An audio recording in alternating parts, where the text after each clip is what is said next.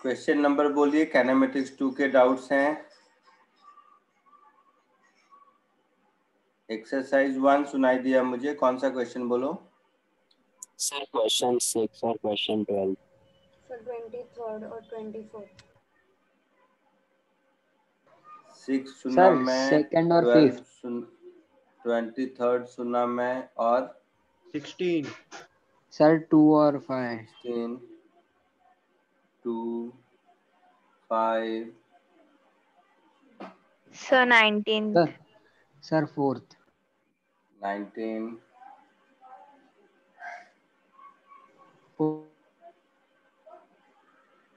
Sir 4। बोलो ना, सुन रहा हूँ, बोलोगे तब तो। सर 4।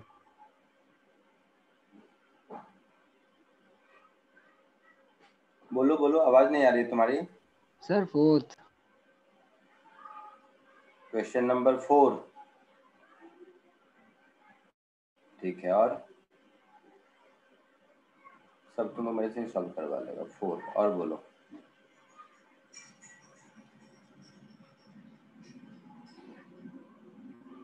एक्सरसाइज 1 हो गया, या और कुछ ऐड करना है?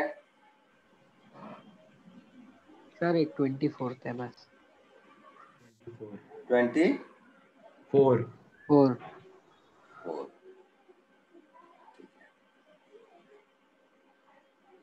एक्सरसाइज 2, 3, 4 कौन सा पूछोगे? 2 सर। कौन सा बेटा? सर 1 के बाद सर फिर 2। सर 2 में एक्सरसाइज से 2 में कुछ पूछना है? हाँ सर, हाँ, सर। 5, 6 और 12। बोलो। सर 7th और 8th। 5, 6, 12। सर 7। जल्दी फटाफट। 7, 8th भी। 8 भी? अरे बाप रे, सर मैं ही बताऊं? सर 1 और सेकंड का ये ऑप्शन बस। अब नहीं, बहुत हो गया। सब मेरे से अरे सर पूछेगा। तो सर सिर्फ 1 ही लिख दो बस। लिखूंगा ही। चलो 1 लिख दिया। एक्सरसाइज 3 और 4 में बोलो। सर कॉम्प्रिहेंशन 3 का 14। क्वेश्चन नंबर बोलो, क्वेश्चन नंबर 14। सर 16 और 17। हाँ सर, 16 और और सर 17 भी। 17। पता नहीं कितना सॉल्व करूंगा आज। एक्सरसाइज 4, चलो फटाफट करता हूँ। 7 4 में बोलो। 7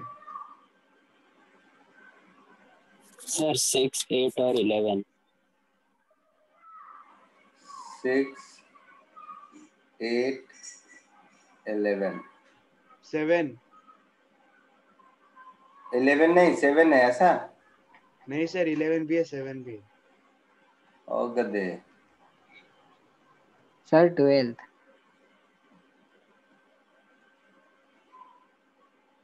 हो गया या कुछ ऐड करना है अभी भी किसी सर को? 12।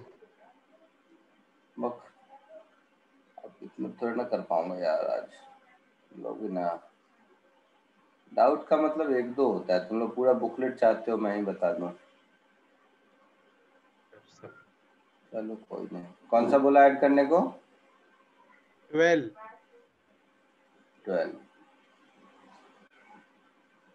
चलो देखो फटाफट। Exercise 1, question number 2, 4, 5, 6। 2, 4, 5, 6 फटाफट निपटा देता हूँ। एक्सरसाइज 1, काइनेमेटिक्स 2 ना, काइनेमेटिक्स 2।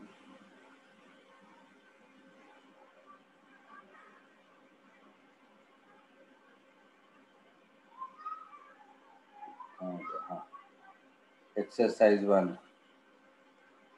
सबसे पहले क्वेश्चन नंबर 2।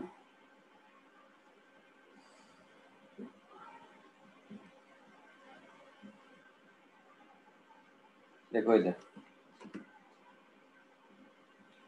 यही था क्वेश्चन नंबर 2।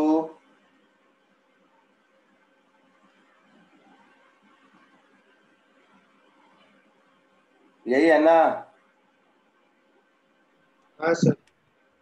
तो देख, इसको मैं ऐसे लिख सकता हूँ, x square is equal to 8t² plus 2bt plus c, ऐसा लिख सकता हूँ।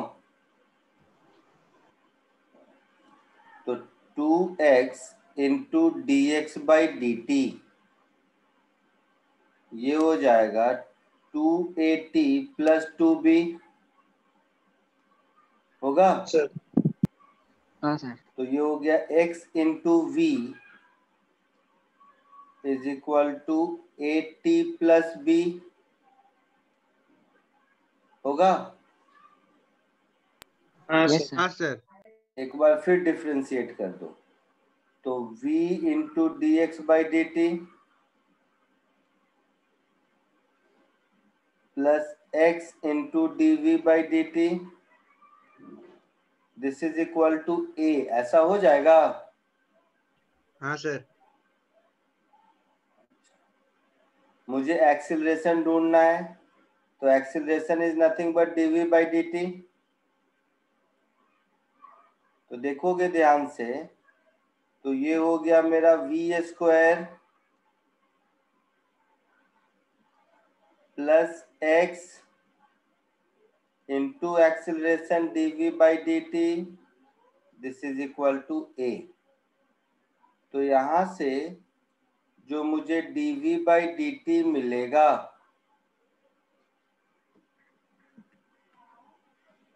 ये d v by d t कुछ ऐसा हो गया, a minus v square upon x, ऐसा कुछ होगा? हाँ सर। Yes sir. अच्छा, मुझे तो सिर्फ प्रोपोर्शनलिटी चेक करना है ना? हाँ सर। तो यहां से आपको दिख रहा है कि v is inversely proportional to x, दिख रहा है?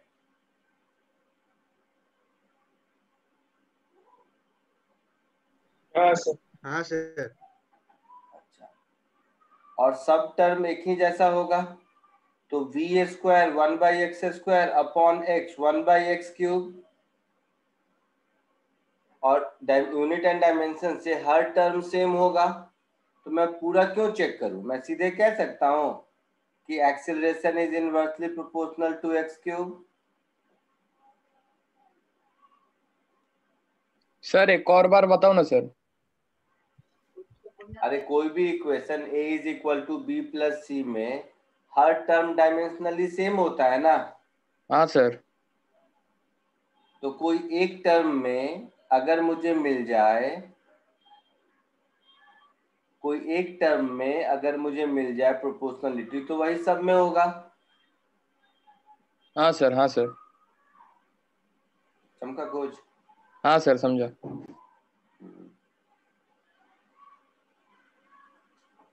तो क्वेश्चन नंबर 2, और भी तरीका है बट इतना ज्यादा मेहनत करने वाला सर। 2 के बाद क्या बचा?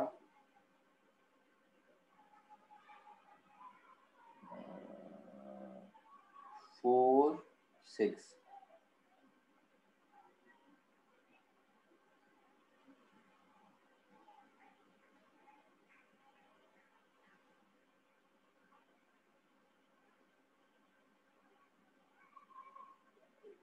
क्वेश्चन नंबर 4 देखो,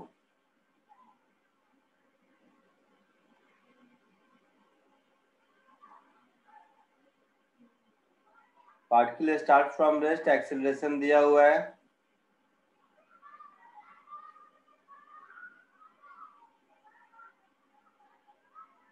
तो वेलोसिटी जब ऐसा है तो इसमें क्या है, एक्सीलरेशन को मैं v dv बाई dx लिख सकता हूँ। हाँ सर। तो v dv बाई dx is lambda upon x square, so v dv is lambda into dx upon x square. तो पूछा है x इज इक्वल टू 0 से 2 म्यू में वेलोसिटी कितनी होगी, तो रेस्ट से शुरू किया था 0 से v, यही v ढूंढना है मुझे, है ना। तो v स्क्वायर बाई 2 कितना हो गया, 1 बाई एक्स स्क्वायर का माइनस 1 बाई एक्स, तो लैम्डा बाई 2 म्यू हो गया। तो v मिल गया under root lambda by mu. हाँ सर। चमका कुछ कि नहीं? हाँ सर चमका। सब हिंदी क्वेश्चन से पूछते हो तुम लोग, तो पूछना ही नहीं चाहिए। Question number 6।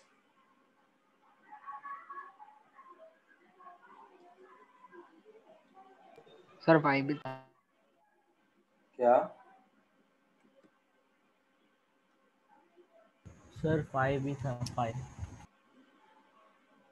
नहीं आता मुझे। अच्छा छूट गया होगा, अगली बार का मतलब कर देता हूँ, उसका जो दिखा वो करता गया। द डिस्प्लेसमेंट x टाइम दिया हुआ है, तो रिटार्डेशन चाहिए। तो यहाँ से मैं लिख सकता हूँ D T by d x, ये हो जाएगा 2ax प्लस बी, होगा। हाँ सर। तो वेलोसिटी v मेरा हो गया 1/2ax plus B,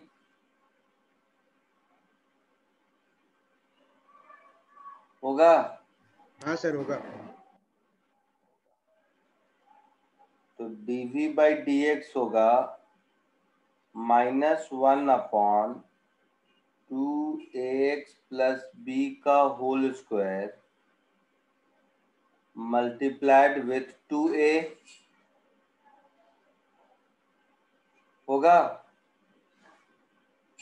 yes sir. तो v dv by d x, तो v से इसको मल्टीप्लाई कर दो, तो -2a/2ax प्लस b का होल क्यूब हो गया।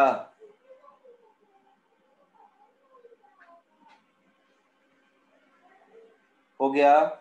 हाँ सर। हाँ सर। हाँ सर। तो यही एक्सेलरेशन है।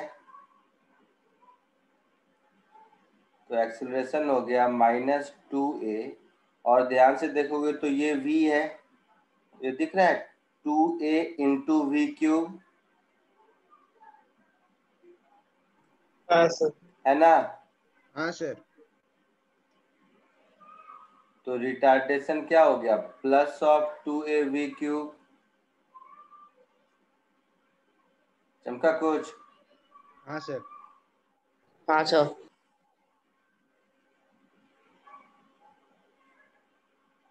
Question number 5।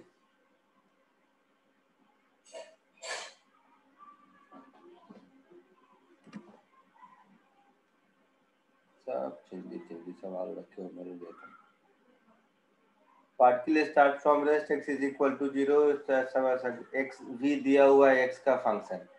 Average velocity of the particle over first s metre. तो एवरेज वेलोसिटी का मतलब हो गया कि डिस्प्लेसमेंट अपॉन टाइम, है ना। हाँ सर। हाँ सर। तो यहाँ मैं लिख सकता हूँ dx by d t is mu into root x.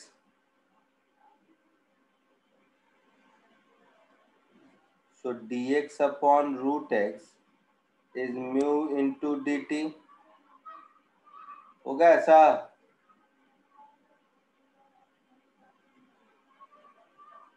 होगा। Yes sir. हाँ सर।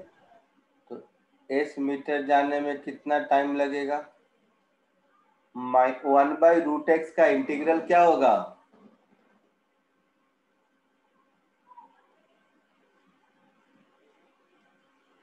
बोलो।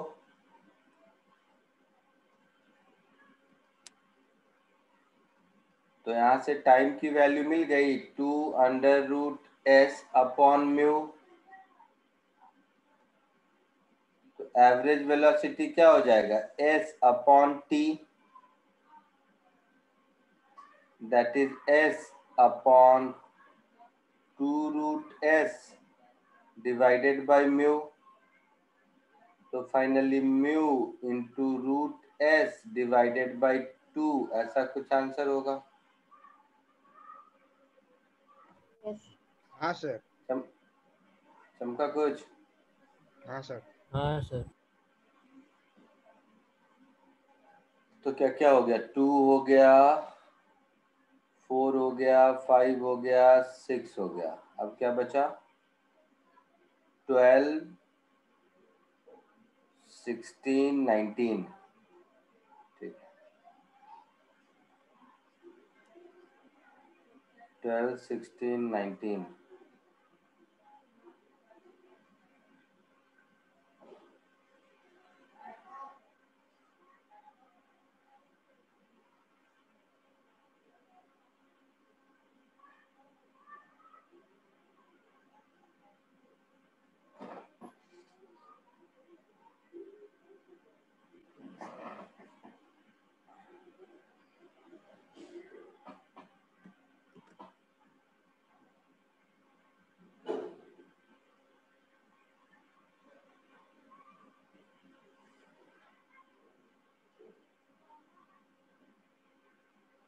A train takes t second to perform a journey. It travels for t by n second with uniform acceleration.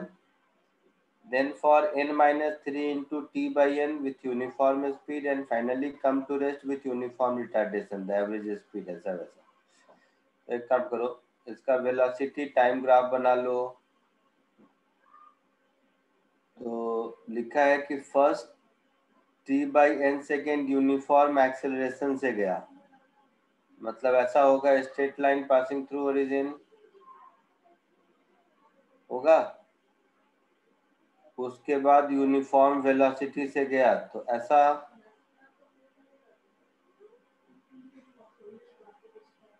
होगा। हाँ sir.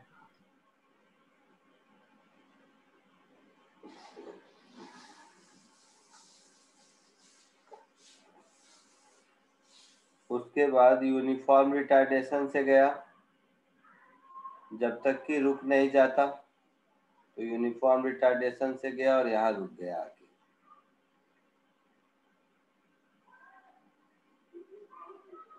यहाँ से यहाँ तक का टाइम ड्यूरेशन ये t बाई n है। हाँ सर। हाँ सर। यहाँ से यहाँ तक का, यहाँ तक का, यहाँ से यहाँ तक का time duration n minus 3 into t by n है। हाँ सर। सर। तो यहाँ से यहाँ तक का टाइम ड्यूरेशन कितना होगा जब टोटल t है? तो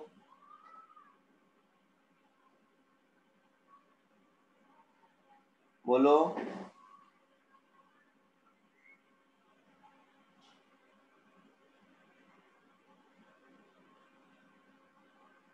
बोलना भाई।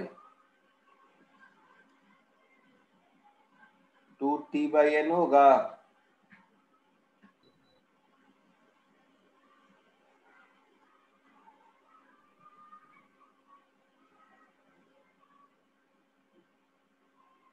अरे तीनों को ऐड करोगे तो t मिलना चाहिए। हाँ हाँ सर। सर। हाँ सर। तो ये 2t बाई एन होगा। हाँ सर। हाँ सर। हाँ सर। ये वाला वेलोसिटी v है। Yes sir.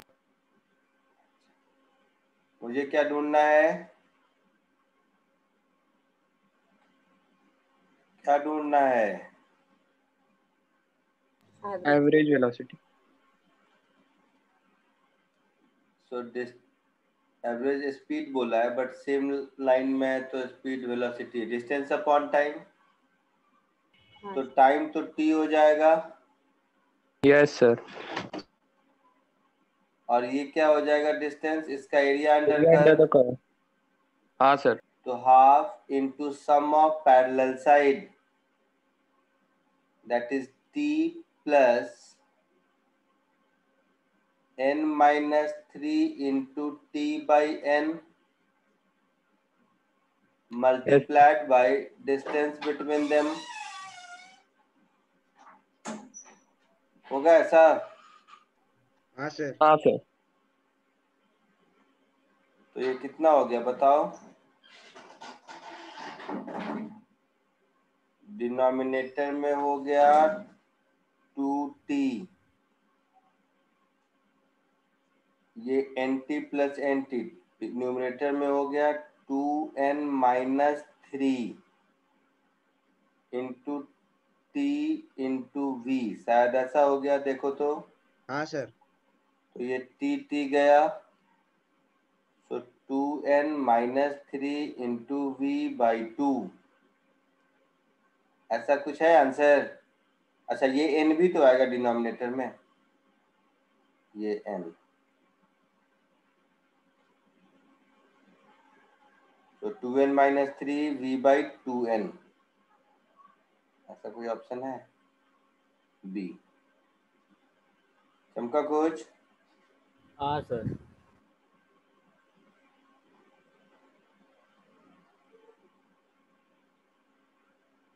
12th के बाद कौन सा था? 16। 16th।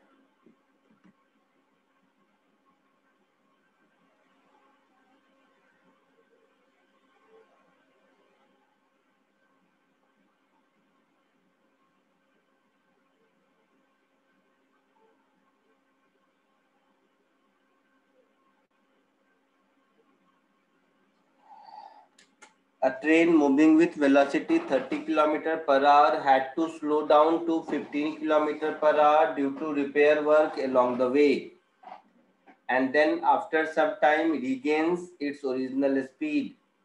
If the distance covered during retardation be 1 km and during acceleration be half kilometer, the time lost in the journey. तो देखो 30 किलोमीटर पर आवर से जा रहा था, बट रिपेयर वर्क के कारण खुद को स्लो करना पड़ा,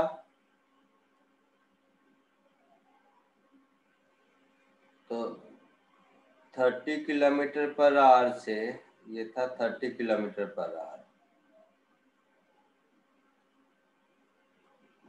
खुद को स्लो करके लाया 15 किलोमीटर पर आवर तक, और फिर स्पीड को इंक्रीज किया और फिर पहुंच गया 30 किलोमीटर पर आवर तक। हाँ सर। यही है ना? हाँ सर।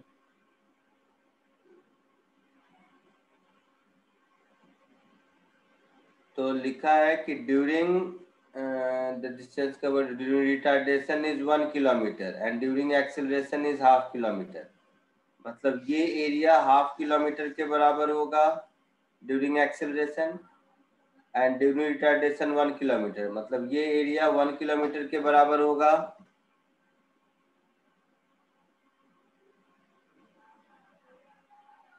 होगा? हाँ yes sir. Sir.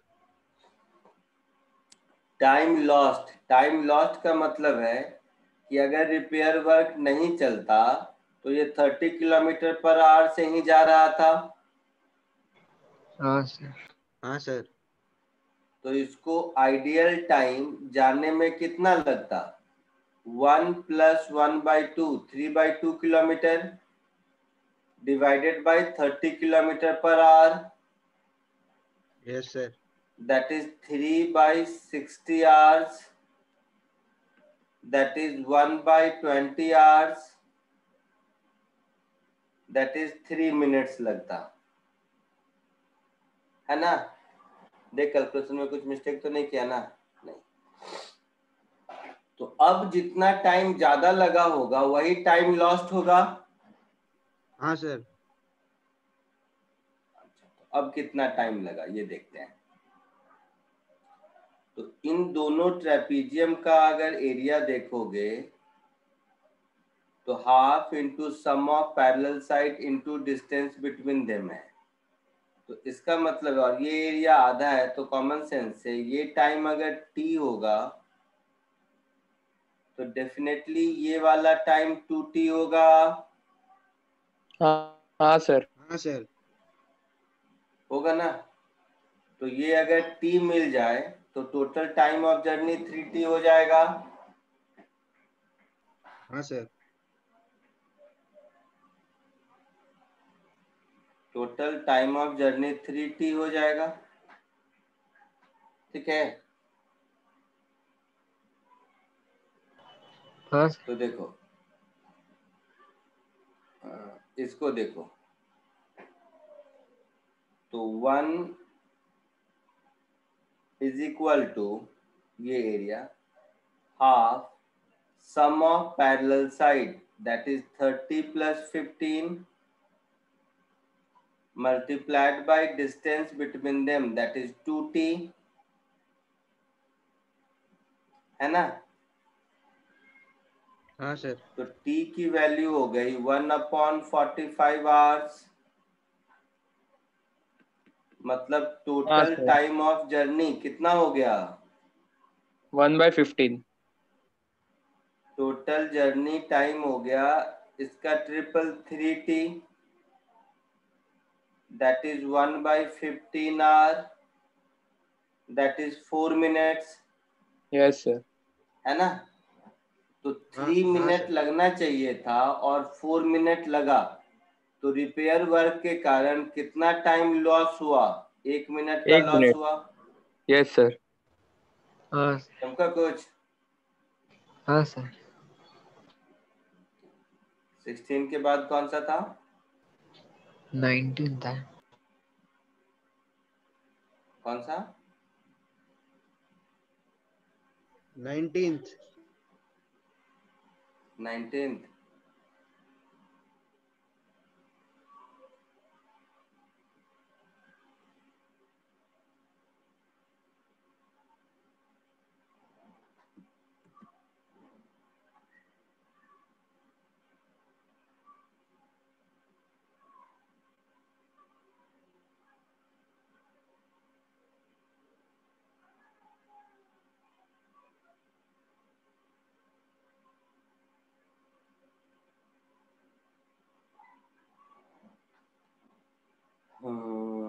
Acceleration versus displacement graph दिया है,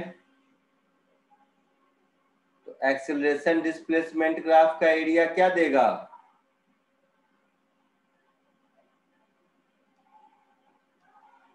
बोलो।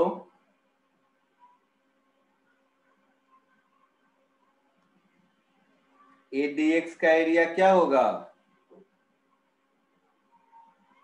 v² माइनस u²/2 होगा। भूल गया तुम लोग। हाँ सर, होगा होगा। v dv/dx इज a, हाँ सर। है ना? सो v² माइनस, दोनों ले जाके सब इंटीग्रेट करोगे तो is equal to integral a dx होगा। पढ़ाया था ये theory.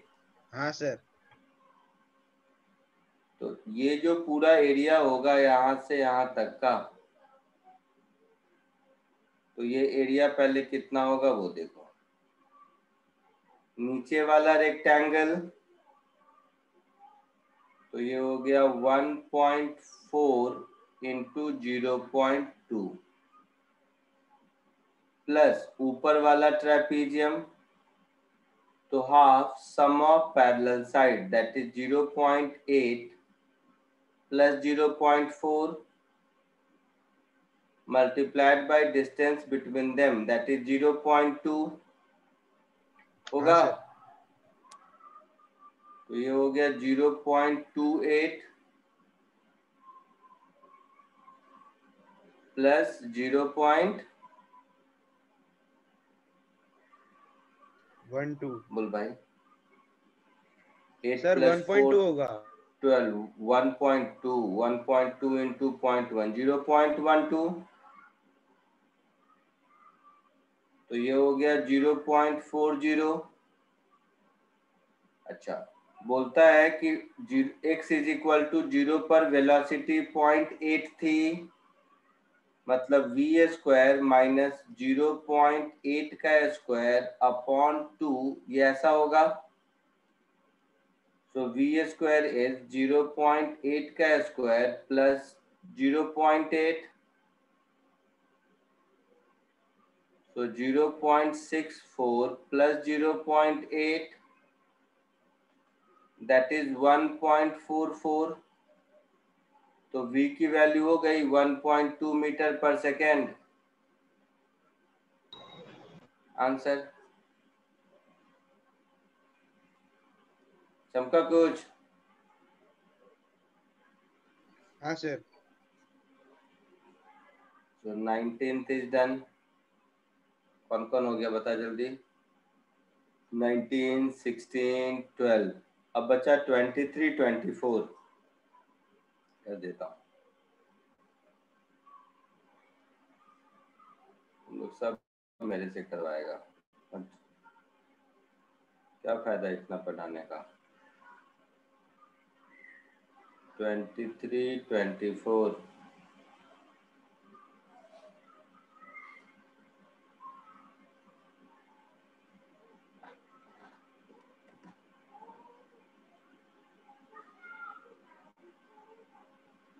From point A and B at respective height 2 meter, 6 meter, two bodies are thrown simultaneously toward each other. Downward and 45 degree with horizontal initial velocity such that the body collide in the height. The horizontal distance A and B is 6 meter. The initial velocity V0 of the body thrown at an angle 45 degree is. मेरे पास वो diagram ठीक नहीं है, तुम लोग बता देना। मैं एक बार इसको पहले ड्रॉ कर दूं। एक तो ऐसा वाला सीधा है और दूसरा वाला थोड़ा ऊंचाई पर है ऐसा, और इन दोनों के बीच कुछ सेपरेशन है। फटाफट बताओ ये सेपरेशन कितना है? 6 मीटर। 6 मीटर। ये हाइट कितनी है? 2 मीटर। 2 मीटर। ये हाइट कितनी है? 6 मीटर। तो ये भी 6 मीटर है। ये वेलोसिटी कितनी है? 8 मीटर। और ये वाली वेलोसिटी कितनी है?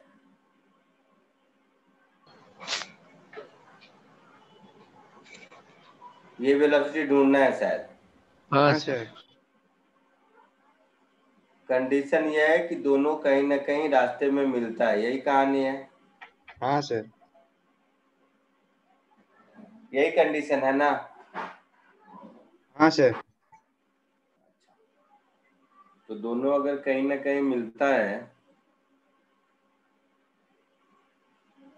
इसका नाम कुछ रख देते हैं ए, इसका नाम कुछ रख देते हैं बी। तो पहली चीज ध्यान से सुनो, एक्स में ए और बी ने जितना डिस्टेंस ट्रेवल किया होगा दोनों का सम 6 होगा। हाँ सर। हाँ सर। तो 6 is equal to 8 plus V0 by √2 into t लिख सकते हैं। हाँ सर। पक्का? हाँ सर। बोलो। हाँ सर। हाँ सर एक बार बता। वाई में क्या टी टाइम में एक्स में कितना आगे जाएगा? तो 8t जाएगा। ये कितना जाएगा? तो V0 cos 45 इंटू टी जाएगा। तो दोनों मिला के 6 मीटर होगा, तभी तो कहीं मिलेगा। अच्छा ओके सर। y में b x से 4 मीटर ज्यादा चला होगा। हाँ सर। हाँ सर। ऐसा होगा? हाँ सर। तो V0 by √2 into T minus half ji T square, minus नहीं प्लस और ये नीचे कितना आएगा टी टाइम में, अच्छा यहाँ माइनस है ना, माइनस ये नीचे कितना आएगा, तो ये हाफ जी टी स्क्वायर आएगा। इन दोनों का डिफरेंस 4 होना चाहिए। ये लाइन चमका कि नहीं?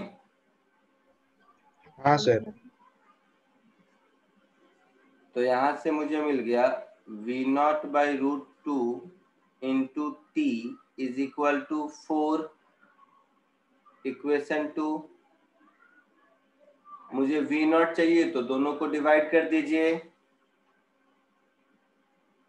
दोनों को डिवाइड कर देंगे तो 6/4 इधर हो जाएगा, 8 plus v0/√2 upon v0/√2, that is √2 into 8 upon v0 plus 1 हो गया साहब। तो 6/4 minus 1, 6 minus 4, 2/4, 1/2 is equal to √2 into 8 upon v0। तो यहां से लग रहा है v0 is 16√2 है आंसर। समझा। बोलो। हाँ सर। 16√2 है। चमका कुछ? हाँ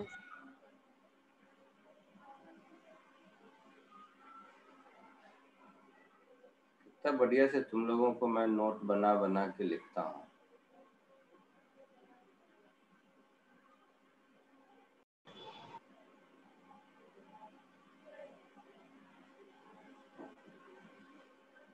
यही वाला क्वेश्चन था 24। 24 ही था ना ऊपर। हाँ सर। भाई साहब हाँ 24 ही था। The trajectory of a projectile in vertical plane ऐसा वैसा दिया हुआ है कुछ तो, horizontal and vertical distances of the projectile from the point of projection, the maximum height attained is angle of projection ऐसा वैसा, ठीक है। तो ये जो प्रोजेक्टाइल का इक्वेशन दिया हुआ है एकदम चिंदी क्वेश्चन है, y is equal to ax minus bx square ऐसा है। हाँ सर। यहाँ से ax कॉमन ले लो तो ये हो जाएगा 1 माइनस bx/a ऐसा हो जाएगा। हाँ सर। तो 1 minus x into a into 1 minus x upon a/b ऐसा लिख सकते हैं। हाँ सर। ऐसा इसलिए लिखा क्योंकि स्टैंडर्ड इक्वेशन ऑफ ट्रेजेक्टरी याद होगा, मैंने सिखाया था y is equal to x tan theta into 1 minus x by range, ऐसा कुछ याद है? हाँ सर। हाँ सर। तो बस इससे कंपेयर कर देना है, इससे कंपेयर कर दोगे तो tan थीटा की वैल्यू a और रेंज की वैल्यू a/b है ना। Yes sir. tan हाँ थीटा सर। की वैल्यू a, सो थीटा की वैल्यू tan इनवर्स a।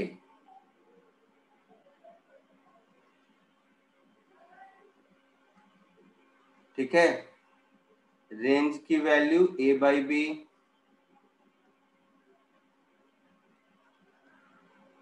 तो देख लो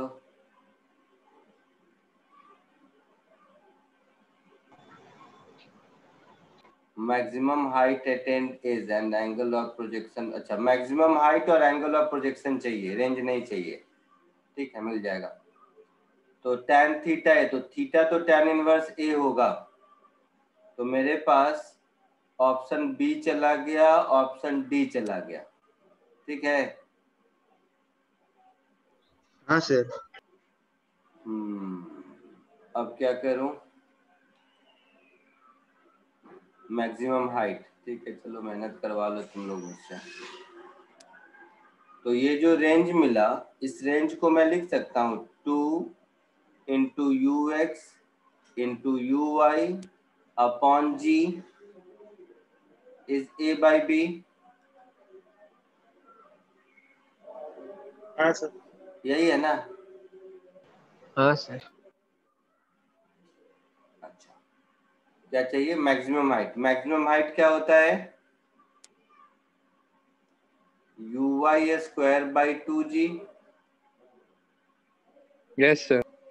अच्छा, अब tan थीटा a है, इसका मतलब है a is equal to uy upon ux।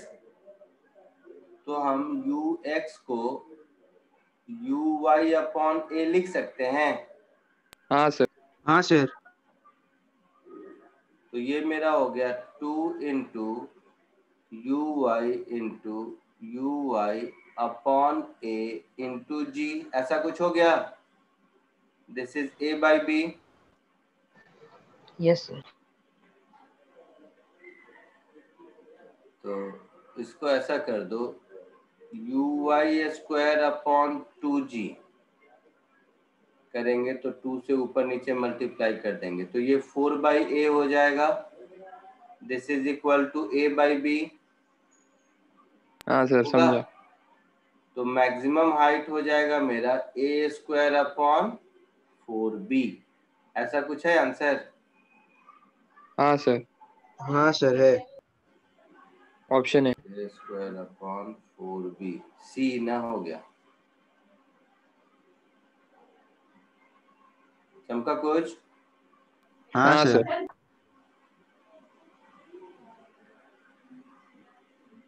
तो एक्सरसाइज 1 खत्म हो गया। हाँ सर।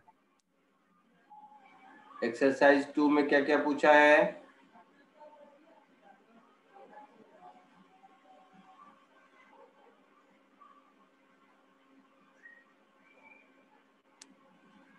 एक्सरसाइज 2 में 1, 5, 6, 7, 8, 12 सब मैं पूछेगा, मारूंगा मैं।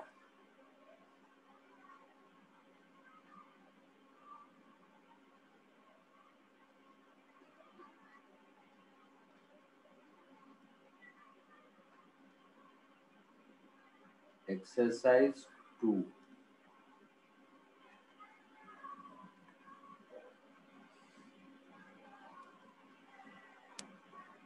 क्वेश्चन नंबर 1 से स्टार्ट करो।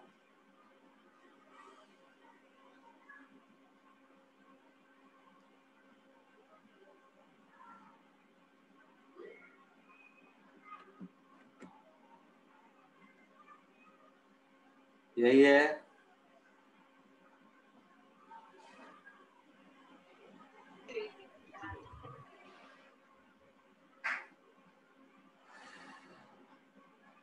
तो यहाँ पर दिया हुआ है x is equal to alpha t square minus beta t cube, ऐसा है।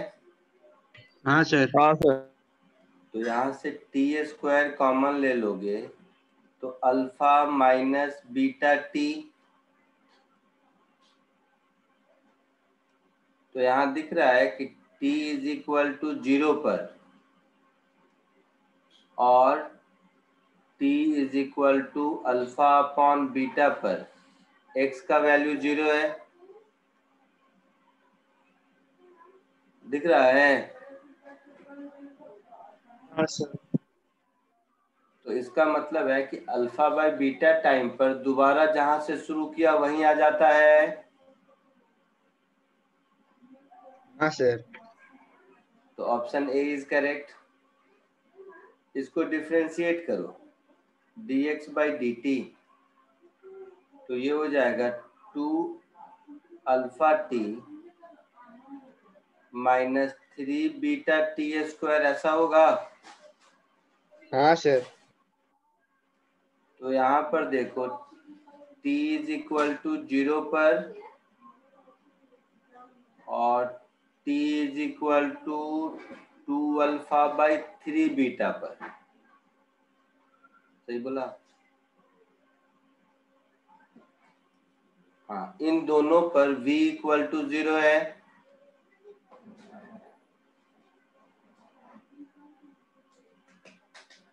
बोलो। हाँ सर। हाँ सर। मतलब पार्टिकल दोबारा रेस्ट पर आता है 2 अल्फा बाई 3 बीटा पर, तो ऑप्शन बी भी करेक्ट है। और t इक्वल टू 0 पर v 0 है, मतलब initial velocity of the particle 0 है, तो यहां तक तो सही है। बट इनिशियल एक्सेलरेशन 0 नहीं है, तो ये तो दोबारा डिफरेंशिएट करके भी देख सकते हैं, और या ऐसे भी कह सकते हैं वेलोसिटी एक्सेलरेशन सब 0 होगा तो आगे जाएगा कैसे। हाँ सर। बट हाँ कर लो, इसको दोबारा डिफरेंशिएट कर देंगे तो एक्सेलरेशन मेरा हो जाएगा 2 alpha minus 6 beta T. Yes sir. तो t इज इक्वल टू 0 पर एक्सेलरेशन की वैल्यू 2 अल्फा मिलेगी, विच इज नॉन जीरो। तो यस ऑप्शन सर। सी भी correct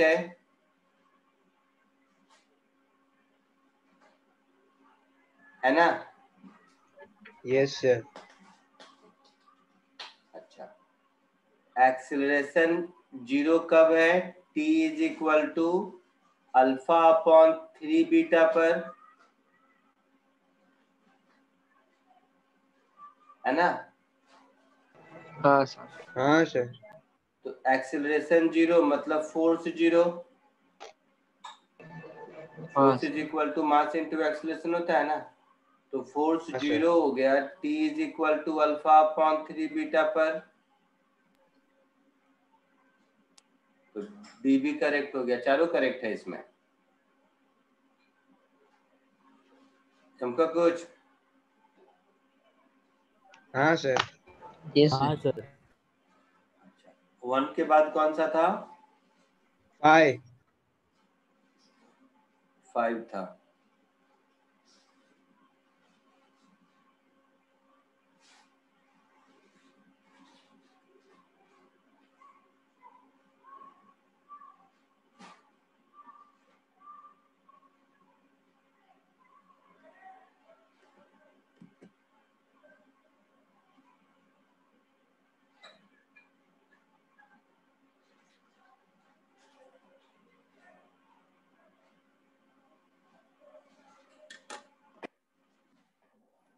velocity v of a moving point on x axis with x coordinate कुछ दिया हुआ है, इक्वेशन v x का फंक्शन दिया हुआ है।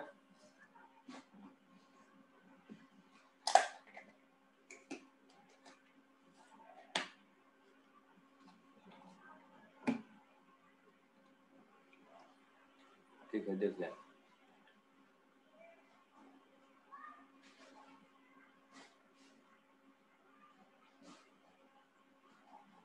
v is given as beta into x to the power 1/3 है ऐसा। Yes sir. तो dv by dx कितना हो जाएगा, beta by 3 into x to the power minus 2/3। हाँ सर। एक्सेलरेशन क्या होता है, v dv बाई dx, तो beta into x to the power 1/3 into beta upon 3 x to the power minus 2/3। तो ये कितना हो जाएगा, beta square upon 3 x to the power -1/3। -1/3। तो एक्सेलरेशन कांस्टेंट नहीं है, हाँ सर। तो एक्सेलरेशन वेरिएबल है, ए करेक्ट हो गया। ए करेक्ट हो गया तो ऑल स्टेटमेंट्स आर फॉल्स, मतलब डी चेक करने की जरूरत नहीं है ना। बोलना भाई। हाँ सर। हाँ सर। बी और सी में है mean velocity of the point average over time T. अच्छा, तो मीन वेलोसिटी क्या होगा, डिस्प्लेसमेंट अपॉन टाइम। ओके, तो यहां से ही ऐसे कह दो dx by dt is beta into x to the power 1/3। तो यहाँ से मिल जाएगा x to the power -1/3 dx is equal to beta dt मिलेगा।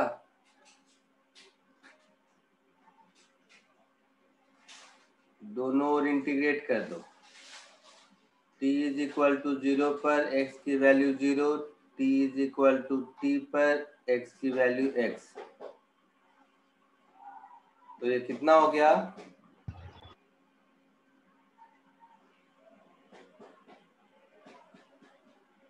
3/2 x to the power 2/3 ऐसा हो गया। This is equal to beta t. तो t की वैल्यू हो गई 3 into x to the power 2/3 upon 2 beta. हुआ ऐसा? हाँ सर। तो एवरेज वेलोसिटी क्या होगी? x अपॉन टी होगी। हाँ। बोलो। Yes sir. तो 2 beta by 3 1 minus 2/3 x to the power 1/3 ऐसा होगा एवरेज वेलोसिटी।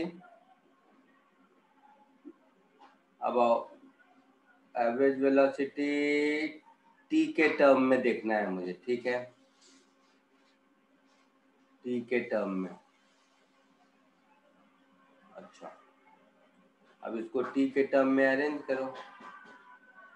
यहाँ से मैं ऐसा लिख सकता हूँ 2 beta t upon 3 is x to the power 2/3। मतलब under root 2 beta by 3 into t is x raise to 1/3 ऐसा होगा। तो x रेज टू 1/3 की जगह इसको पुट कर दो। तो 2 beta by 3 into under root 2 beta by 3 into T.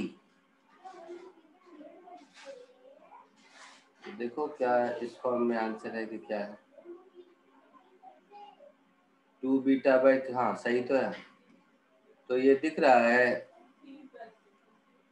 2 beta by 3 to the power 1 plus 1/2 that is 3/2 into root t।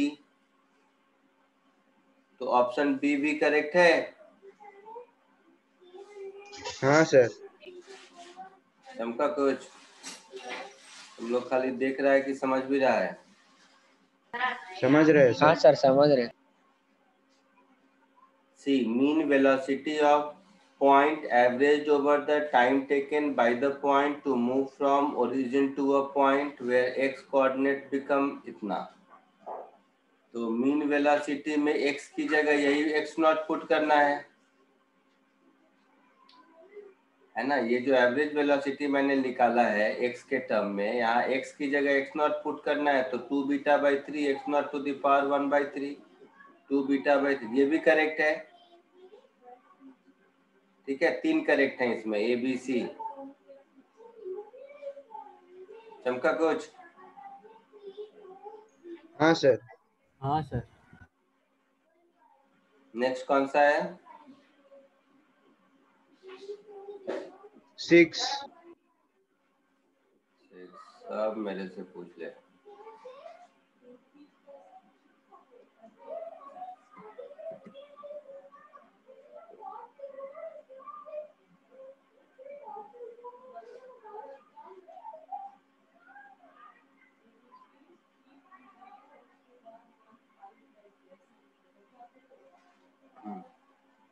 A particle starts rectilinearly from point A with acceleration varies as दिया हुआ है and come to halt at station B। अच्छा,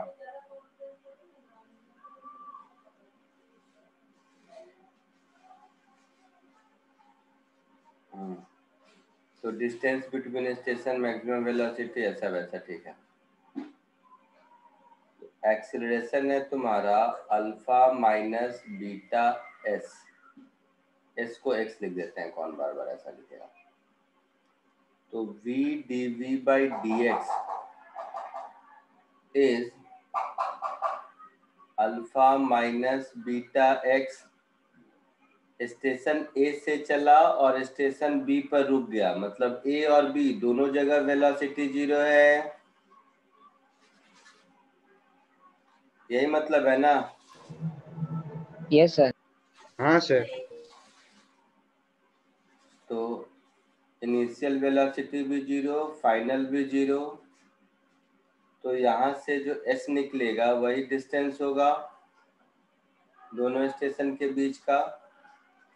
तो alpha S minus beta S square by 2, तो यहाँ से s की value मिल गई 2 अल्फा अपॉन बीटा, ये हो गया डिस्टेंस बिटवीन स्टेशन।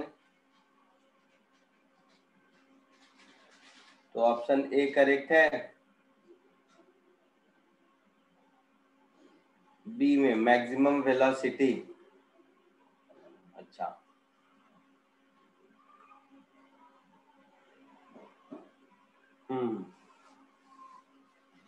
तो मैक्सिमम वेलोसिटी के लिए इसी इक्वेशन को ऐसा लिख सकते हैं v square by 2 is equal to alpha x minus beta x square by 2।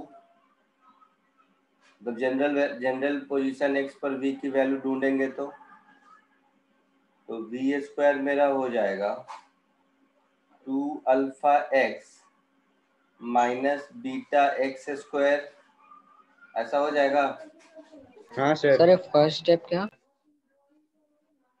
कुछ नहीं, इसी को इंटीग्रेट किया दोनों ओर, तो किसी डिस्टेंस x पर वेलोसिटी क्या होगा, तो राइट हैंड साइड में इंटीग्रेट किया 0 से x, लेफ्ट हैंड साइड में 0 से v। हाँ सर। Okay sir. ना सर तो वी स्क्वायर बाई 2 कैसे है? अच्छा ओके सर। नहीं अब v मैक्सिमम कब होगा ये पूछा है। So for v to be maximum dv by dx 0 होना चाहिए। ऐसे भी क्वाड्रेटिक है, नेगेटिव एक्स स्क्वायर तो ऐसा ही ग्राफ होगा, तो dv by dx 0 होगा। तो ऐसा करते हैं, कौन डिफरेंशिएट करेगा, यहीं पर देखो, जब dv by dx 0 होगा तो v dv by dx भी 0 होगा, मतलब अल्फा माइनस बीटा एक्स 0 होगा। तो अल्फा माइनस बीटा एक्स 0 होगा, तो x की वैल्यू अल्फा अपॉन बीटा होगी। तो x जब अल्फा अपॉन बीटा है उस समय वेलोसिटी मैक्सिमम है। हाँ सर। अच्छा, तो उस समय नहीं। अच्छा, distance at to be covered when particle at maximum velocity, तो total distance 2 alpha by beta है और अल्फा बाय बीटा पर मैक्सिमम वेलोसिटी है, तो ऑप्शन सी तो करेक्ट हो गया, यहीं से दिख गया। हाँ sir. Option D maximum velocity का वैल्यू पूछा है, तो बी और डी में से कोई एक सही होगा। हाँ सर। तो x का वैल्यू अल्फा बाय बीटा इसमें पुट कर दो यहाँ पर, तो v मैक्सिमम मिल जाएगा।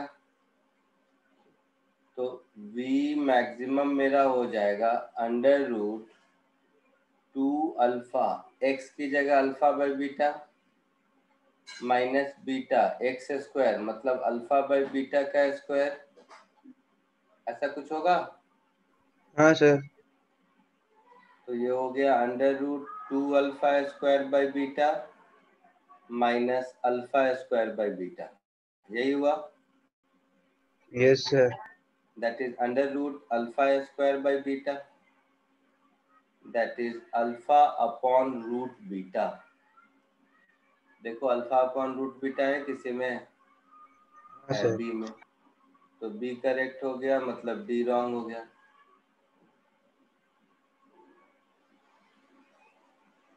चमका कुछ हाँ सर चमका। तो इसमें क्या क्या हो गया, 1 हो गया, 5 हो गया, 6 हो गया। ये कौन सा था, 6 था या 7 था? 6। अच्छा, तो 7, 8, 12 पिन है इसमें।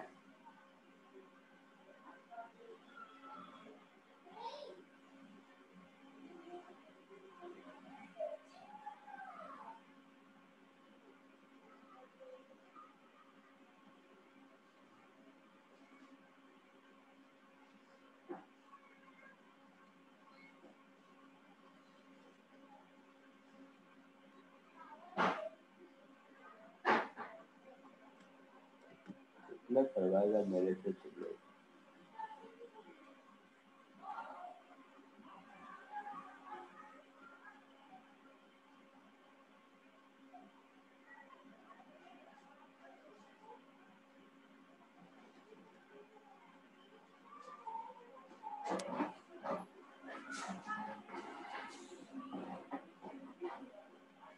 A platform is moving upward with constant acceleration 2 meter per second square. At t equal to 0, boy standing on a platform throw a ball upward with a speed 8 meter per second with respect to himself. तो ये हो गया platform. इस platform पर एक बच्चा है, ये बच्चा बॉल ऊपर फेंकता है, तो और प्लेटफॉर्म ऊपर जा रहा है। प्लेटफॉर्म का एक्सेलरेशन है 2 मीटर पर सेकेंड स्क्वायर ऊपर की ओर, और ये प्लेटफॉर्म ग्राउंड से 4 मीटर हाइट पर है t इक्वल टू 0 पर।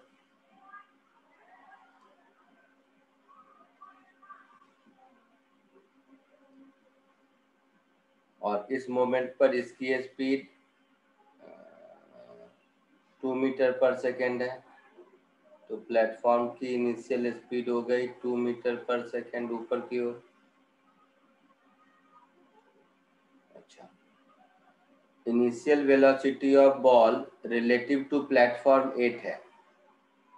तो initial velocity of ball relative to platform यह है 8 मीटर पर सेकेंड ऊपर की ओर। ये सब दिया हुआ है। तो दो क्वेश्चन है, बॉल स्ट्राइक द प्लेटफॉर्म कितने टाइम पर, कितने डिस्टेंस पर, यही सब वही सब है। ठीक है, तो बॉल जब प्लेटफॉर्म को स्ट्राइक करेगा तो डिस्प्लेसमेंट 0 होगा। Displacement of ball relative to platform 0 होगा, मतलब initial velocity of ball relative to platform into t minus half acceleration of ball relative to platform into t square, minus नहीं plus, this should be equal to 0। तो ये तो हो गया 8t plus half acceleration of ball minus acceleration of platform, तो acceleration of ball minus g, acceleration of platform plus 2, तो ab minus ap, तो ये भी minus 2 into t square, this is equal to 0। तो ये हो गया 8t 10 और 2 12, 12 upon 2 6 minus 6t square, this is equal to 0। तो यहाँ से t की वैल्यू मिल गई 8 upon 6, that is 4/3 seconds। तो 4/3 सेकेंड पर एक बार ये करेगा स्ट्राइक। तो ऑप्शन बी करेक्ट है ना। अब उस समय प्लेटफॉर्म की हाइट कितनी होगी, तो उस समय प्लेटफॉर्म की हाइट होगी 4 मीटर पहले से है, plus initial velocity of platform into T plus half acceleration of platform into T square. सब पूछना नहीं चाहिए, सब बहुत इजी क्वेश्चन है। तो 2 into 4/3 plus half into 2 into 4/3 का स्क्वायर, तो ये हो गया 4, 4 प्लस 8/3, ये 2 गया तो प्लस 16/9,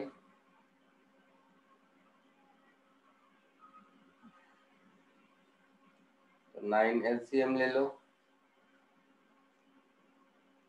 ये हो गया 36 प्लस 24 प्लस 16, तो 24 प्लस 6 30, 30 प्लस 10 40, 40 प्लस 30 70, 70 प्लस 6 76, तो 76/9 metre above the ground hit करेगा।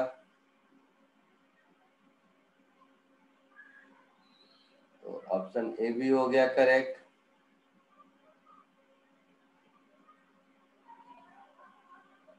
है ना? हाँ सर, समझ आ रहा है? कोई खाली सुन रहे हो तुम लोग? समझ रहा है sir. Maximum height attained by the ball from the ground.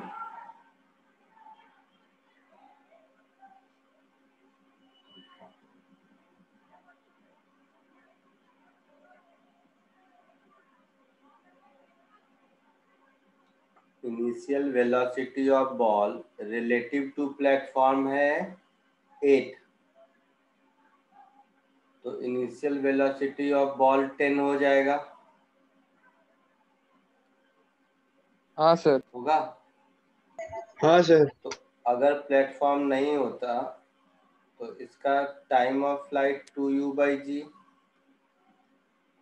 मतलब 2 यस सेकेंड सर। होता, है ना? तो 2 सेकेंड का आधा 1 सेकेंड तक ये अपवर्ड मोशन में है और ये हिट कर रहा है 4/3 सेकेंड पर, मतलब ये मैक्सिमम हाइट गया है अपने। तो इसका हाँ मैक्सिमम सर। हाइट कितना होता है? u²/2g,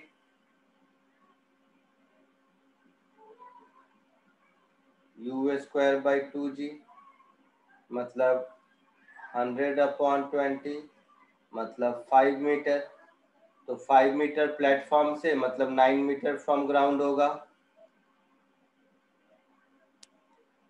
है ना? हाँ सर। तो ग्राउंड से 9 मीटर पर मैक्सिमम हाइट होगा।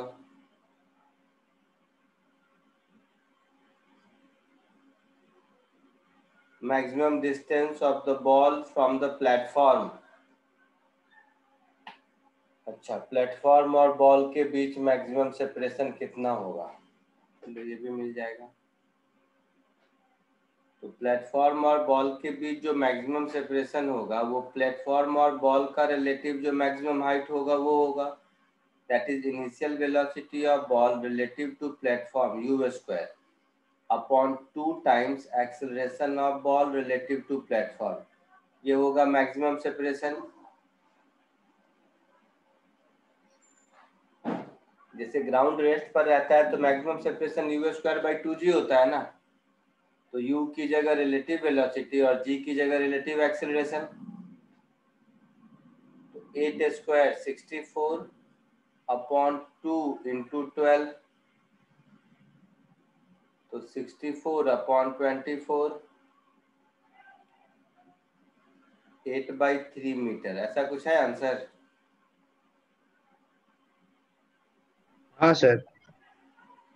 ये भी करेक्ट है, डी भी करेक्ट है, सारे करेक्ट है। 7th के बाद कौन सा है?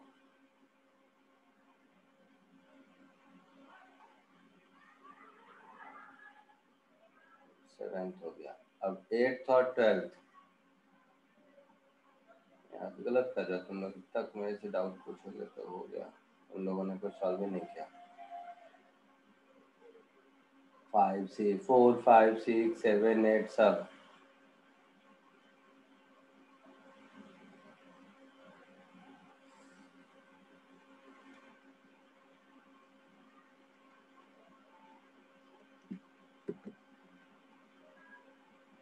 एट्थ देखो,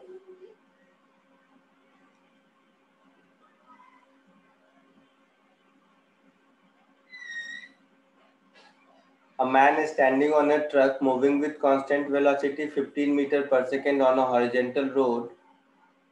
The man throws a ball in such a way that it returns to the truck after the truck has moved 60 meter. Okay.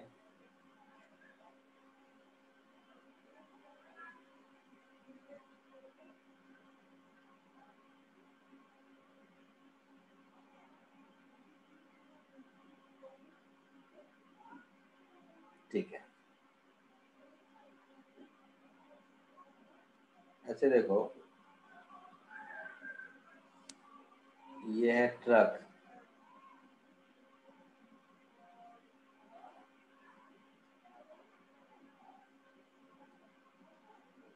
ये ट्रक इधर जा रहा है 15 मीटर पर सेकेंड से।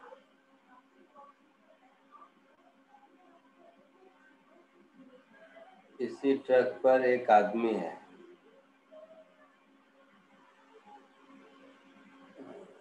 return to the truck after truck has moved 60 meter.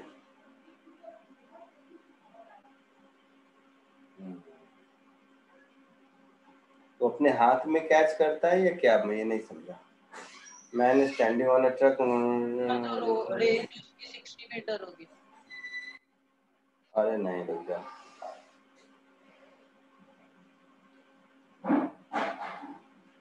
Range 60 metre नहीं है मेरे भाई। ट्रक के रिस्पेक्ट में ये इसको ऊपर थ्रो करेगा, तभी ये वापस अपने हाथ में कैच करेगा इसको।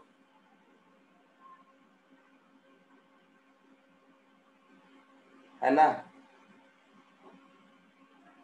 और इस पूरे प्रोसेस में ट्रक अपनी जगह से 60 मीटर आगे चला गया। समझा कुछ? तो जब ये दोबारा किया तब तक 60 मीटर आगे चला गया था। तो इसका टाइम ऑफ फ्लाइट मेरा हो जाएगा 2u/g। इतने टाइम में ये 60 मीटर चला गया आगे, मतलब ये 4 के बराबर होना चाहिए, तभी तो 15 इंटू 4 60 होगा। हाँ सर। मतलब u की वैल्यू 20 मीटर पर सेकेंड होनी चाहिए। तो speed of the ball seen from the truck 20 metre पर सेकेंड करेक्ट है। Angle of projection seen from the truck 90 degree, ये भी करेक्ट है। Speed of the ball as seen from the ground, तो ग्राउंड से देखेंगे तो 20 ऊपर और ट्रक वाला 15 इधर, है ना? समझा कुछ? हाँ sir. With respect to ground ये कितना हो जाएगा? 25 हो जाएगा। हाँ सर 25। ये भी करेक्ट है।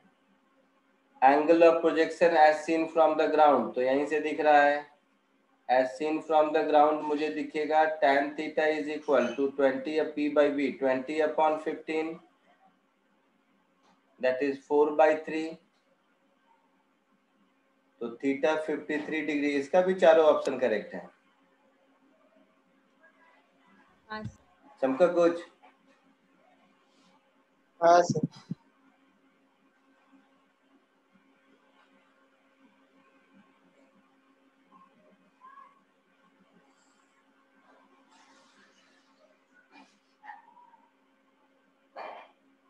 Next question number 12।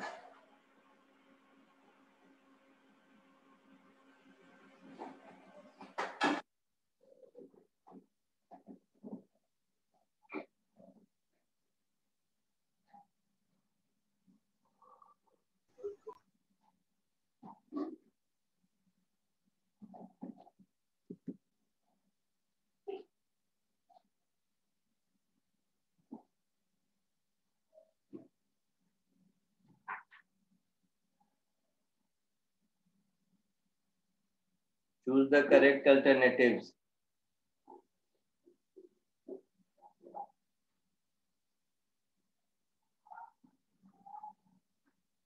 The greatest height to which man can throw a stone is h.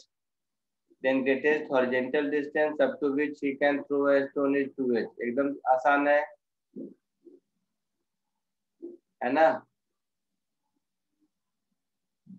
h क्या होता है? u² by 2g होता है, और रेंज मैक्सिमम कितना होता है? ओ भाई साहब, हाँ sir square by g. U square sine 2 theta by g, theta 45 पर रेंज मैक्सिमम होता है, तो यू स्क्वायर हाँ बाई सर। जी। तो ये दिख रहा है ना कि maximum range twice of maximum height होता है। Sir.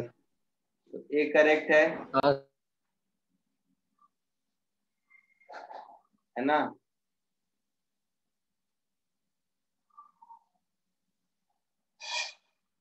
The angle of projection with which horizontal projectile का range r is n times maximum height, यही है ना? तो फॉर्मूला भेज दे, पता नहीं क्यों पूछ रहे हो तुम लोग।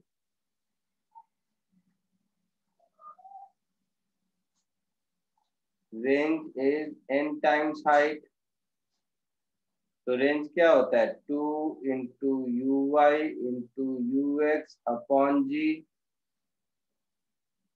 हाइट क्या होता है? n टाइम्स हो गया you Y square upon 2g।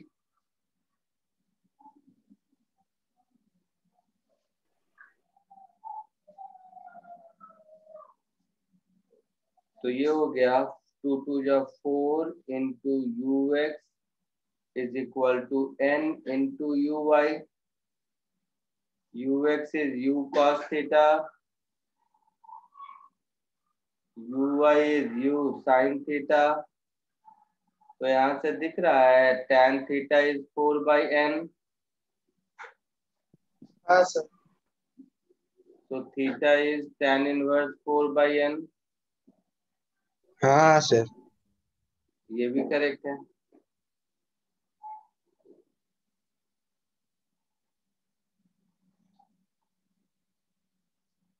C time of flight और रेंज में ये इक्वेशन करेक्ट है कि नहीं, ये चेक करना है।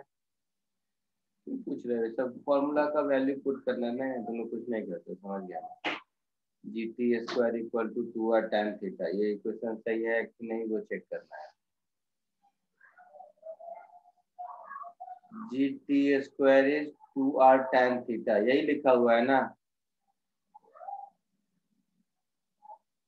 तो जी time of flight 2u sin theta by g, 2 range हो गया 2 into u sine theta into u cos theta upon g into tan theta, यही है। तो इधर मेरा हो गया 4u square sine square theta by जी।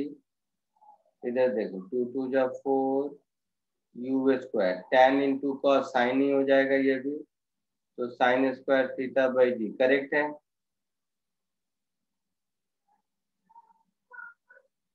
हाँ तो सर। ऑप्शन सी भी करेक्ट है। क्यों रखे हुए ये क्वेश्चन में अभी तक नहीं समझा, ये सब क्यों पूछ रहे हो, क्यों रखे हो? इतना है, तुम लोगों ने घर में सही से ईमानदारी से ट्राई नहीं किया है। A ball thrown vertically up, another ball thrown at an angle theta with vertical. Okay, both of them thrown from same horizontal ground, both remain in the air for the same time period. Then ratio of maximum height attained by the two ball is 1:1, ये भी correct है। Maximum height दोनों में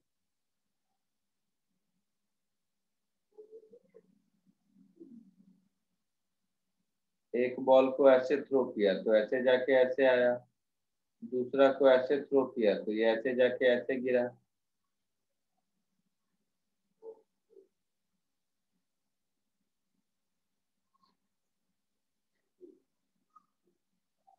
दोनों को same time लगा, दोनों को सेम टाइम लगा, तो इसको टाइम कितना लगता है? 2 इंटू यू वाई बाई जी। इसको टाइम कितना लगता है? 2u by ji.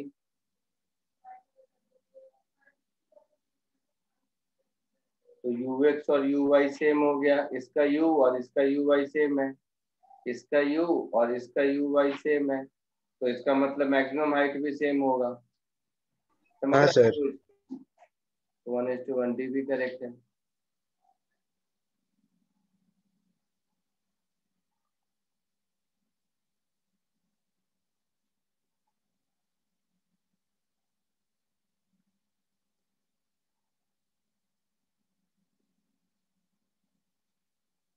एक्सरसाइज 2 खत्म। एक्सरसाइज 3 14 16 17।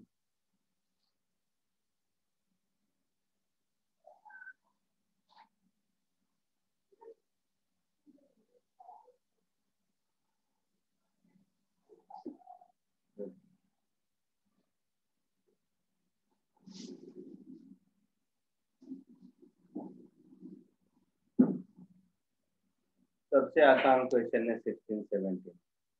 हम लोगों ने किया क्या होगा, जबरदस्ती डर गया होगा। और 14 भी पूछा है, वो बताओ 12 और 13 खुद से हो गया है?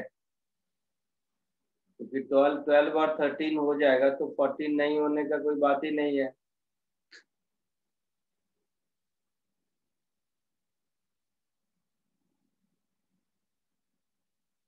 ट्वेल्व और 13 अगर खुद से कर लिए हो तो 14 क्यों नहीं होगा?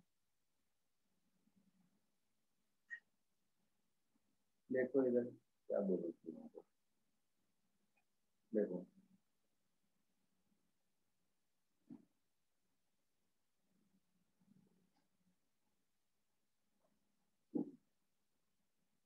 एक्सरसाइज 3।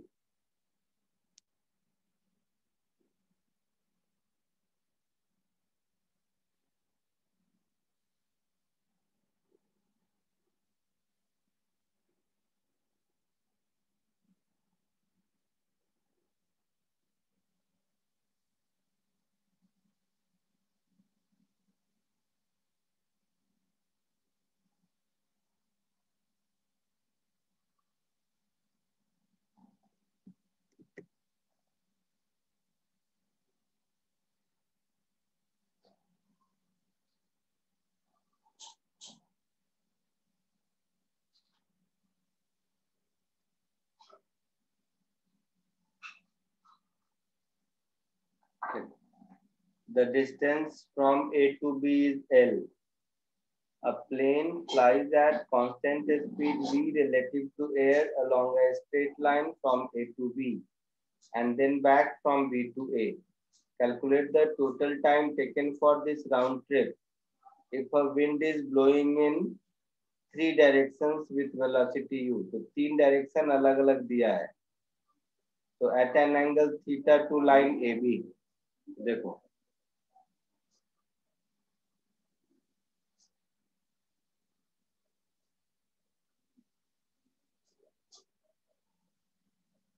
देखो सीधा ड्रॉ करता हूँ तो कंफ्यूज करता हूँ। ये है A और ये है B। तो प्लेन को इस डायरेक्शन में जाना है और इसी डायरेक्शन में वापस आना है। ठीक है,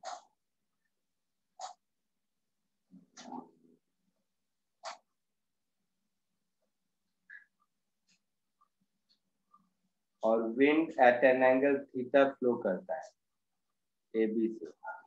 तो कोई एक विंड का डायरेक्शन मान लो मैंने ये ले लिया विंड का डायरेक्शन, तो ये हो गया velocity of wind, wind you है तो ये हो गया यू, और ये है थीटा एंगल पर।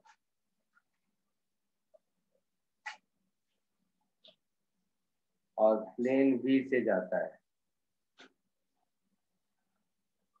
तो ये हो गया वी थीटा एंगल पर, ये हो गया वी। तो ये किस एंगल पर जाएगा? तो मान लिया अल्फा एंगल पर गया, सच दैट इसका रिजल्टेंट इधर रहे, है ना?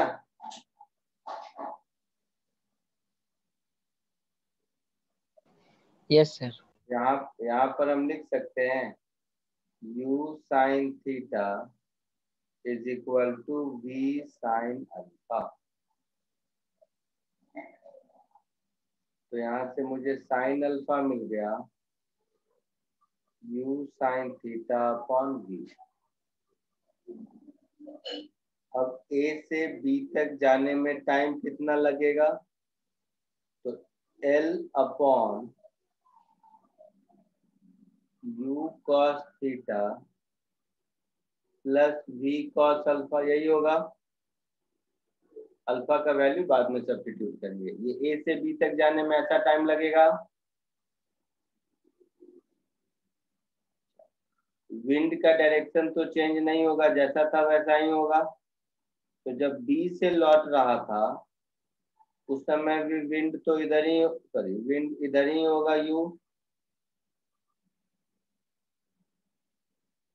नहीं ऐसे u, विंड तो इधर ही होगा u, ये एंगल थीटा यही होगा ना जैसा पहले था। अब ये अपने वेलोसिटी को किधर चेंज करे कि अभी भी इसका रिजल्टेंट इधर ही हो, तो ये v मान लो इधर है और इस एंगल को मान लो मैं बीटा कह देता हूं।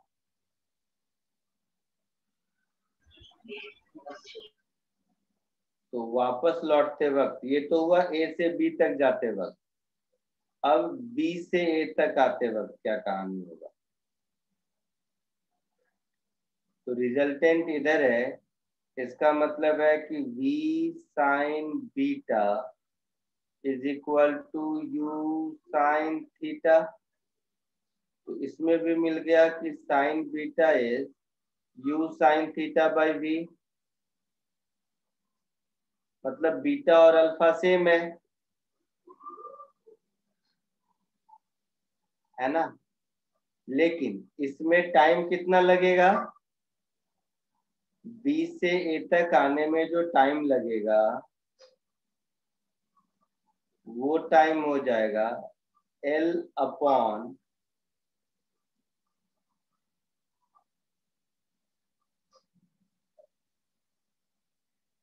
अब देखो इधर की ओर, तो v cos beta minus u cos theta, v cos beta minus u cos theta हो जाएगा। और बीटा अल्फा सेम है तो ये हो जाएगा L upon v cos alpha minus u cos theta. तो टोटल टाइम कितना होगा? इन दोनों को सम कर दो तो L common 1 upon v cos alpha minus u cos theta plus 1 upon v cos alpha plus u cos theta, ऐसा होगा।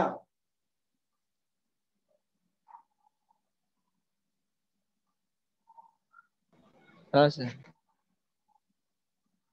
तो cos थीटा वाला टर्म कैंसिल हो जाएगा, इधर हो जाएगा 2LV cos alpha divided by v square cos square alpha minus u square cos square theta. अब साइन अल्फा तो मुझे मिल चुका है, साइन अल्फा क्या मिला था? तो देखो u sin theta by v, तो साइन अल्फा मिल चुका है u sin theta by v, तो यहां से cos अल्फा भी मिल जाएगा।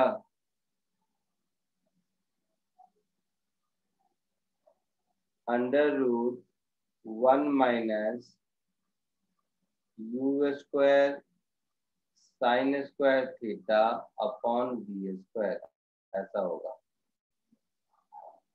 अब ये cos अल्फा यहाँ सब्स्टिट्यूट कर दो और यही cos अल्फा यहाँ सब्स्टिट्यूट कर दो, आ जाएगा आंसर। हम लोगों ने कुछ ट्राई किया नहीं, ऐसे ही देखा कुछ है तो सबसे पूछ लेते हैं। v cos alpha v square सब कैंसिल हो जाएगा, तो ये बचेगा v square minus u square sine square theta denominator में कॉस स्क्वायर अल्फा, तो फिर वी स्क्वायर कैंसिल हो जाएगा, ये बचेगा v square minus u square sine square theta, ये है minus u square cos square theta. U square common ले लोगे, sine square plus cos square 1 होता है, तो ये हो जाएगा 2l under root v square minus u square sine square theta divided by v square minus u square, ऐसा कुछ आंसर होगा। समझ के तुम लोग घर में लिखना है इसको, मुझे मालूम है तुम लोग कुछ लिखोगे नहीं। ऐसा कुछ आंसर ढूंढो तो कहाँ पे है।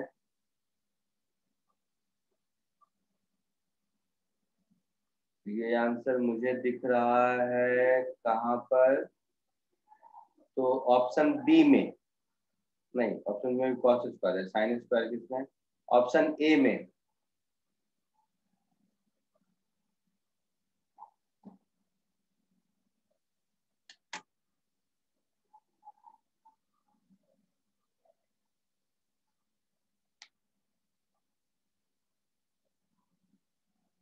दिखा कुछ नहीं?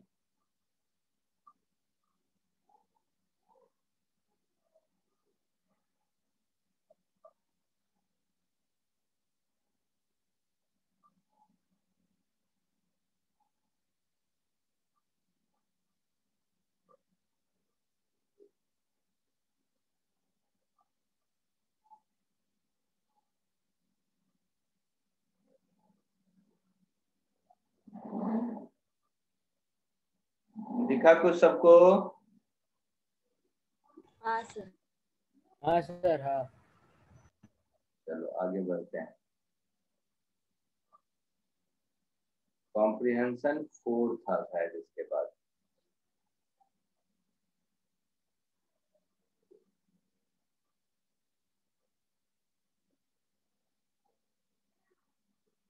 ये भी तुम लोग कुछ नहीं देखा, सबसे लंबा क्वेश्चन है तो पूछ लेते हैं, जबकि ये सबसे आसान क्वेश्चन है इस पूरे बुकलेट का। देखो कैसे, इसमें तो शायद कुछ लिखना भी ना पड़े।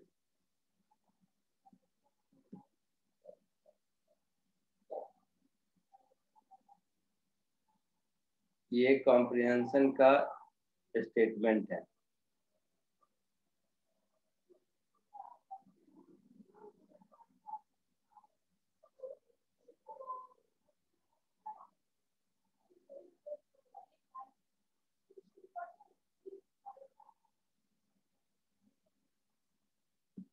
और ये इसके क्वेश्चन।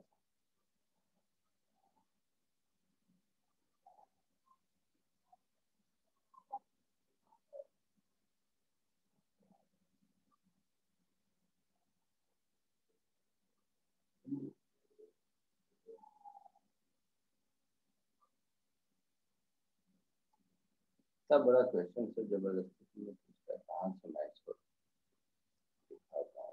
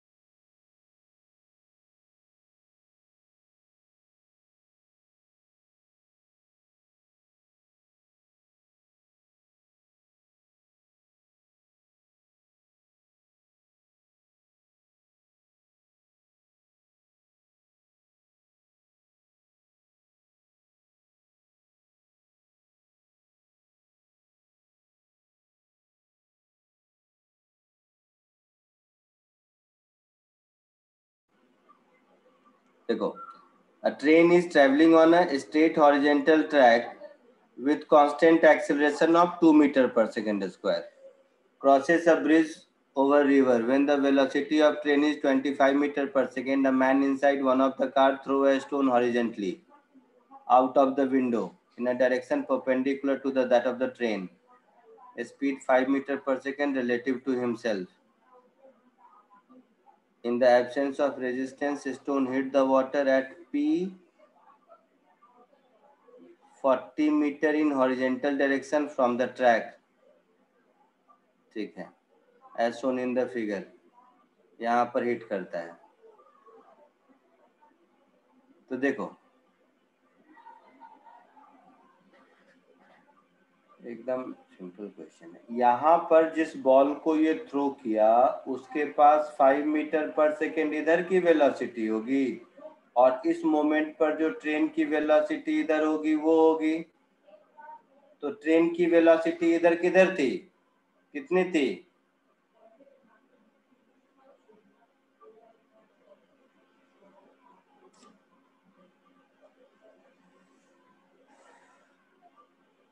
इधर की वेलोसिटी के कारण आगे जाके हिट करेगा. तो ये वाला डिस्प्लेसमेंट 40 है x में, तो 5 into t is equal to 40. तो यहाँ पर टाइम तो इसको 8 सेकेंड लगेगा, है ना. तो पॉइंट P का जो कोऑर्डिनेट होगा, तो पॉइंट P के कोऑर्डिनेट में x इधर, y इधर और z नीचे, है ना. तो y में तो 40 होगा, तो y में 40. एक ही ऑप्शन है बी. हाँ सर. है ना. जिस समय हिट किया उस समय कार का विंडो कहाँ होगा, तो 8 सेकेंड में कार कितना आगे जाएगा, तो कार हो जाएगा मेरा 25 मीटर पर सेकेंड से जा रहा है. तो 25 इंटू 8 प्लस हाफ इंटू ए इंटू टी स्क्वायर. सो 200 और 64, तो 264 मीटर आगे जाएगा. तो x में 264 आगे जाएगा, तो 264 0 0 16 का आंसर हो गया, है ना. हाँ सर. चमका कुछ हाँ सर. इसमें नहीं, इसमें पूछने का कुछ है ही नहीं, जबरदस्ती पूछ रहे हो तुम लोग.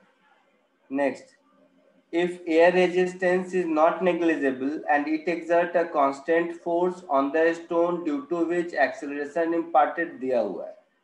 मतलब मेरे पास एक्सेलरेशन वेक्टर है -5i कैप माइनस जे कैप. ये एक्सेलरेशन वेक्टर हो गया. इनिशियल वेलोसिटी वेक्टर कितना हो गया, तो 25i कैप इधर y है प्लस 5j कैप. अच्छा, और साथ ही साथ एक्सेलरेशन ड्यू टू ग्रेविटी का g तो होगा ही, है ना. एक्सेलरेशन ड्यू टू ग्रेविटी का g तो होगा ही नीचे की ओर. तो हाँ सर. प्लस 10 के कैप भी यहाँ पर होगा. ये तो एयर रेजिस्टेंस का एक्सेलरेशन है ना, ग्रेविटी का तो रहेगा ही रहेगा. तो u मिल गया, a मिल गया. तो जहां पर हिट करेगा वो पूछा है, मतलब और टाइम मिल चुका है 8 सेकेंड्स,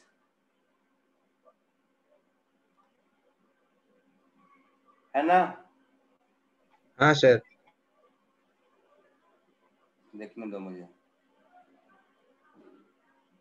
नहीं, 40 मीटर y में डिस्प्लेसमेंट है ना, तो वो तो तब था जब y में एक्सेलरेशन नहीं था. अब तो y में है, मतलब टाइम नहीं पता मुझे टाइम नहीं पता.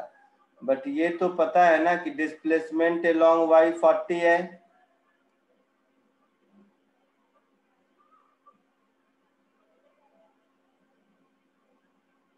नहीं, वो तो उस कंडीशन में बोला था 40 पे हिट करेगा. इस कंडीशन में देख लेते हैं, रुको. If the absence of resistance वो 40 पे हिट करता है, अब तो कहीं और करेगा. तो अब विंडो की हाइट ग्राउंड से दी होगी,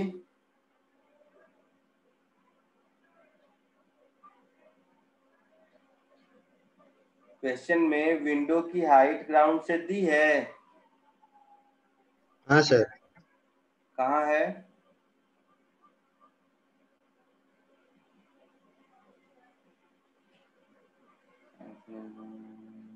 फाइव मीटर पर सेकेंड।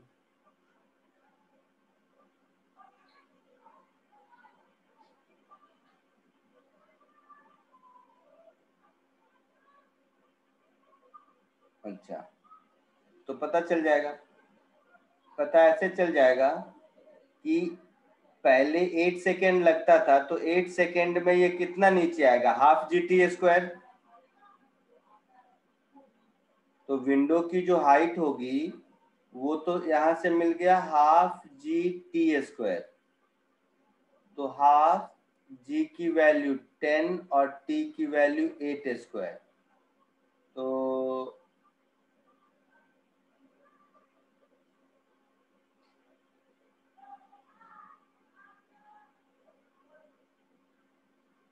2 5 जा 10, 8 स्क्वायर 64, 64 इंटू 5 32 320 सॉरी 320 मीटर। तो अभी भी जेड में तो वही, जेड डायरेक्शन में तो वही जी है, तो जेड कोऑर्डिनेट तो 320 होगा, ये पक्का है ना? तो ए नहीं होगा, सी नहीं होगा, ये दोनों हो सकता है। अच्छा, और अब y में रेजिस्टेंस आ गया, तो y तो 40 नहीं होगा, 40 से कुछ कम होगा, तो b नहीं हो सकता है, डी आंसर। ऐसे ही बता सकते हैं, पूरा कैलकुलेट करने की जरूरत भी नहीं है। चमका कुछ? सर वो जेड का रिपीट कर सकते हो, क्या बोला? क्या जेड क्या है? ट्रेन के विंडो से ग्राउंड की हाइट। तो 8 सेकेंड लगता है, तो 8 सेकेंड में पत्थर कितना नीचे आएगा? क्योंकि पत्थर की वेलोसिटी तो हॉरिजॉन्टल दिया और कार की इधर है, तो y डायरेक्शन नीचे की ओर, नीचे की डायरेक्शन में तो इनिशियल वेलोसिटी 0, तो हाफ GT स्क्वायर में जितना नीचे आया होगा वही विंडो की हाइट रही होगी। तो ग्राउंड पर तो वहीं पहुंचेगा ना, ग्राउंड तो ऊपर नीचे नहीं गया। तो पहले सर। वाले डेटा से ग्राउंड की हाइट 320 निकाला, तो अभी भी 320 ही होगा ना, तो जेड कोऑर्डिनेट 320 होगा। इससे मेरा ए बी ऑप्शन कट गया। वो जब एयर रेजिस्टेंस नहीं था तब 40 मीटर पे जाता था, क्वेश्चन में लिखा है। अब एयर रेजिस्टेंस है y एक्सिस में -1, तो ये तो 40 तो नहीं होगा, पक्का है, तो बच्चा केवल डी। हाँ सर, समझा। है ना? यस चलो सर। भाग जाओ तुम लोग, आज के लिए इतना ही। अगले लेक्चर में सर्कुलर मोशन कंटिन्यू करेंगे, ठीक है? हाँ सर। चलो bye. Thank you sir. Okay sir, bye sir, thank you. Bye sir, thank you. Thank you sir.